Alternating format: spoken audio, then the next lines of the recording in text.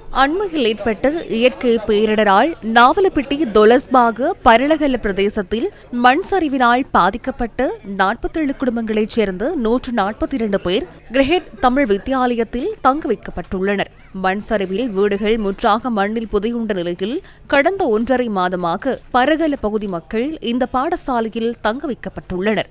இந்த மக்களை கனேடிய ஆளும் கட்சி பாராளுமன்ற உறுப்பினர் ஜுவானிட்டா நாதன் இன்று நேரில் சென்று பார்வையிட்டதுடன் அவர்களுடன் கலந்துரையாடலிலும் ஈடுபட்டார்.